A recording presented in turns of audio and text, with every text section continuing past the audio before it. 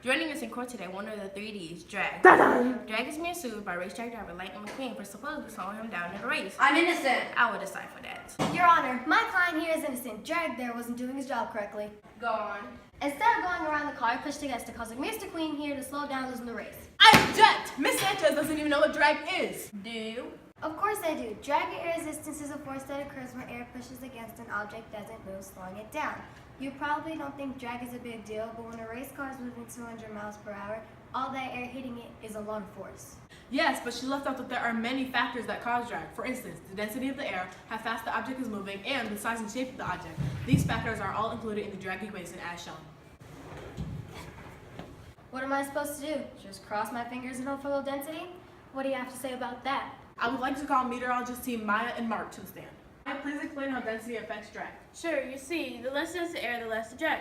For example, walking through water would be way easier than walking through honey because water is less dense.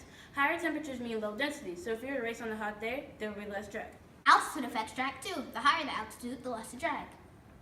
Aren't you forgetting? Mr. Queen here is just a driver and doesn't schedule races. While that is true, isn't your engineering team supposed to design cars to reduce drag?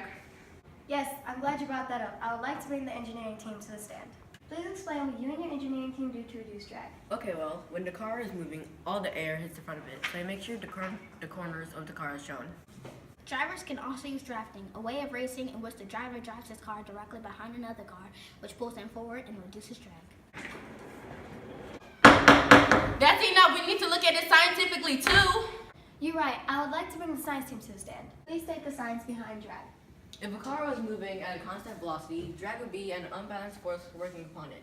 And to maintain inertia, you have to increase thrust by adding power to the engine. Newton's second law states that force equals mass times acceleration.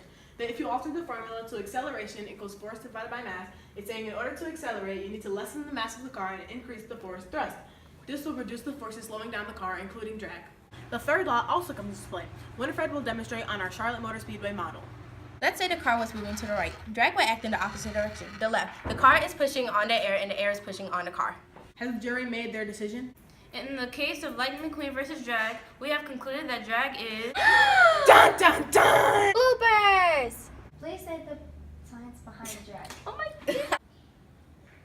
That's your line! What? I thought you were You have the first law! I thought Joining us in court today, one. Maya, she's like, vamos, now she's like, Maya, please explain how density affects drag. Sure, you see, the less dense the drag, So let's take the drag.